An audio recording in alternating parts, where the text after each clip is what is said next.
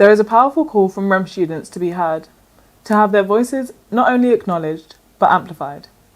In this documentary, I aim to provide just that platform, to explore these challenges, share their stories, and spark meaningful change. So this is not just a varsity campaign. This is #TellYourStory. Hi, my name is Ashraf, and this is my story. So sport for me growing up, it wasn't a massive thing, like it wasn't pushed onto us. Like my older brother was into football, but he got sick, so he stopped playing football.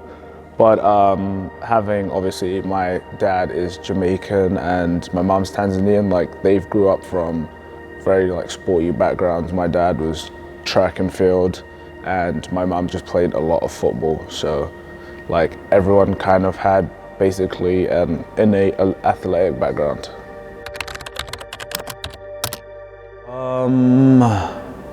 Surprisingly, it wasn't because I watched Haikyuu, but I don't know, I think it was one of the first times I went to a development session, and I don't know, once they kind of like explained the premise to me, it was just something I just became addicted to. I'd say the community for volleyball, surprisingly, obviously coming from basketball, is very inclusive. So we're not two separate teams, so we're not like men's volleyball is one society and women's volleyball is one society. We're all an entire society. And when it comes to the events that we hold, the socials and anything that we do that would like is within volleyball, we even include our development players. So basically anyone that doesn't enjoy volleyball or knows someone that enjoys volleyball is like included. So that was pretty surprising for me.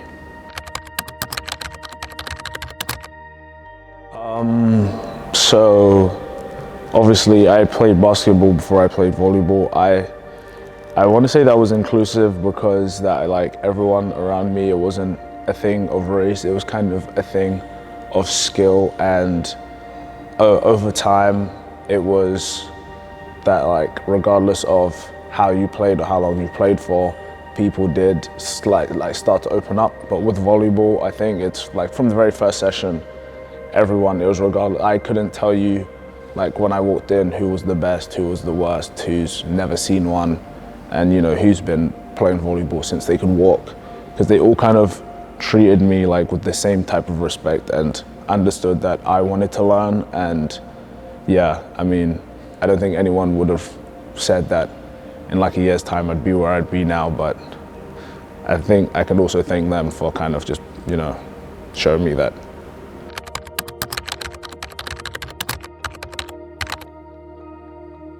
Obviously, as a REM student myself, it's going to make me feel a certain type of way because it shows obviously the lack of recognition in obviously a UK university. But to be honest, that's not something I like. I expected it, to be honest, because when it comes to just kind of just like the indoctrinated like media that we have, it's just the how do I put this, like your marketable people aren't usually people of color. You know, what you want the face of your brand or whatever it is typically isn't someone of color, like regardless of their skill, unless it's a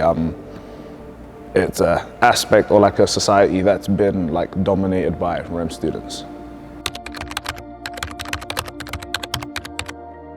I think obviously like we are more inclusive as a society, but kind of the deep-rooted nature and probably like the UK culture is that that, you know, at the end of the day there is a Caucasian man on top of everything, and that's just, I mean, that's just how it is.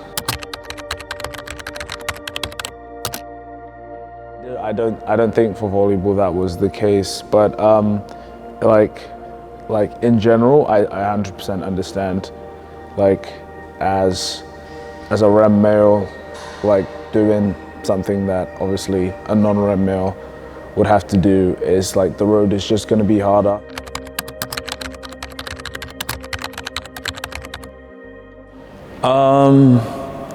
I want to say not in a negative way, because obviously getting into volleyball, it's just like it's a sport that requires you to jump like 100 times.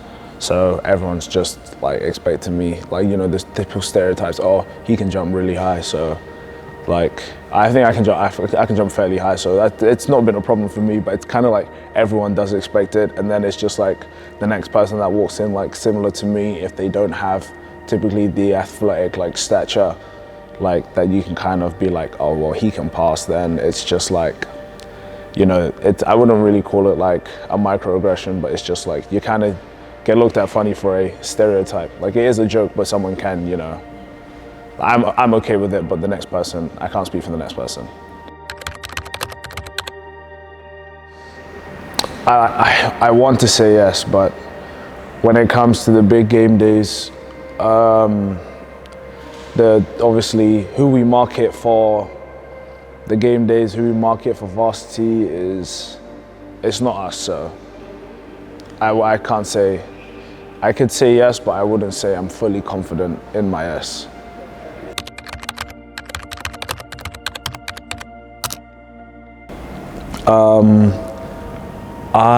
So obviously I'd seen it first in like actual like professional sports, but I think the fact that all the players from both teams that agreed to it, and it kind of there wasn't any commotion, it kind of does send a message, because like we had all races. We had white, Asian, black, and like all the races you can think of that were playing in the games that I'd watched. So the fact that, you know, it shows that it doesn't take much to kind of send a message. It was pretty powerful. I think it's just kind of like the first domino into us, like something that could actually be pretty big. It shows obviously that as a community that we obviously have steps in the right direction. Like people of all races can kind of show their, you know, their like arms in for basically like all races, like that obviously are being like misrepresented, because obviously, as we know, especially in the UK, it is a deeper thing. And like when it comes to just like, you know, workplaces, like, you know, just outside interactions, it's obviously a bigger thing that's kind of deep rooted.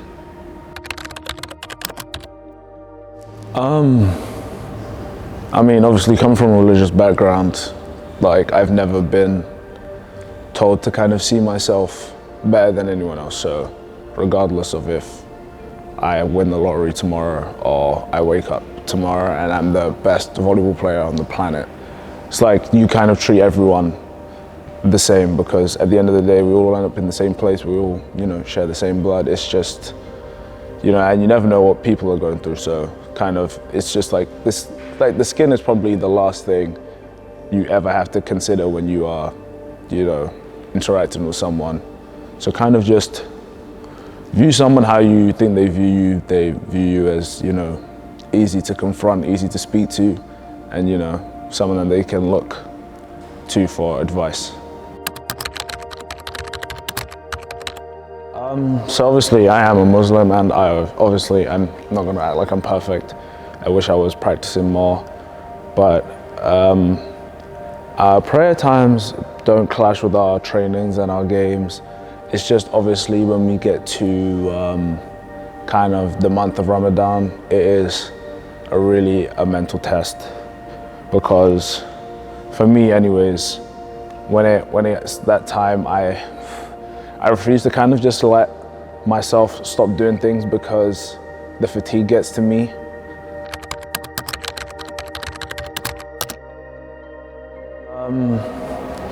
I think for other societies I can't speak on, but for the volleyball society, everyone's inclusive, like I said, but I don't think I would expect them to kind of, you know, when it comes to like religious holidays or religious practices, to kind of, you know, like make a move. But obviously for when like we have to pray when it's time for us to fast, when it's time for us to break fast, you know, they are considerate. I just don't expect them to move mountains because it's my religious practice. So anything that they're doing is obviously out of the kindness of their own heart, but that's me.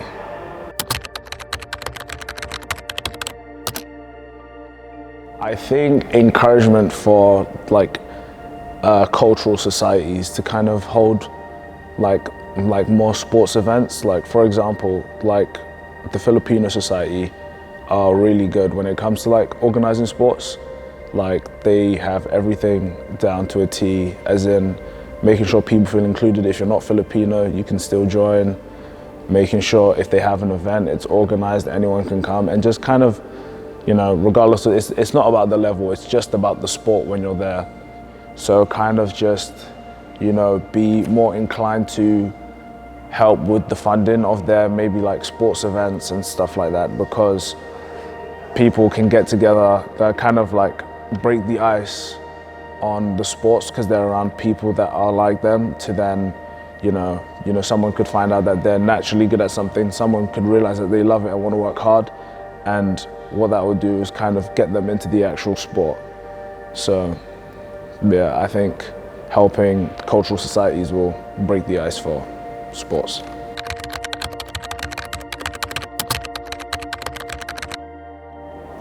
The best thing I can just say is just go for it. Like, you know, especially once uni's done, you know, you're not gonna get the time to play these sports, you're not gonna get the competition that you've always wanted to face.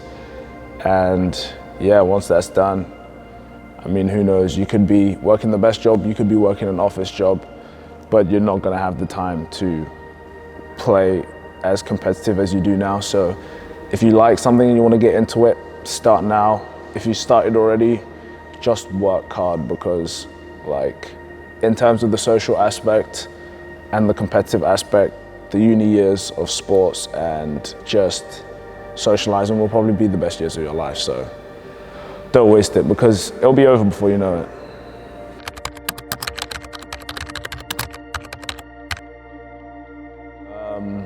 I think it has impacted my mental well-being for the better, because I do enjoy kind of just staying in my room and keeping to myself, but the sense that just like competition and the resilience and the hard work is just kind of something I live for.